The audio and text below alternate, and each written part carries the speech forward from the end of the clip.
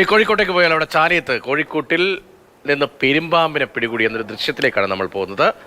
അബ്ദുൾ റഷീദിന്റെ വീട്ടുമുറ്റത്തെ കോഴിക്കോട്ടിൽ നിന്നാണ് പെരുമ്പാമ്പിനെ പിടികൂടിയത്.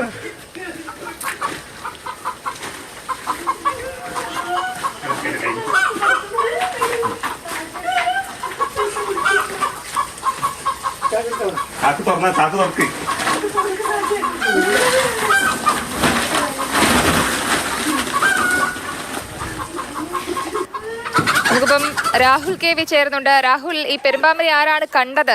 എങ്ങനെയാണ് ഇതിനെ പിടികൂടിയത്? വീട്ടുകാർ കോഴിക്കൂട്ടിനകത്ത് നോക്കുന്ന സമയത്ത്, കോഴികളെ തുറന്നു വിടുന്നതിന് വേണ്ടി നോക്കുന്ന സമയത്ത് കാണുന്നത് പക്ഷേ വലിയൊരു പെരുമ്പാമ്പിനെയാണ്. രണ്ട് കോഴികളെ കാണുന്നില്ല. രണ്ട് കോഴികളെ തിന്നതിന് ശേഷമാണ് ആ പാമ്പ് കൂട്ടിനകത്ത് തന്നെ കിടന്നത്.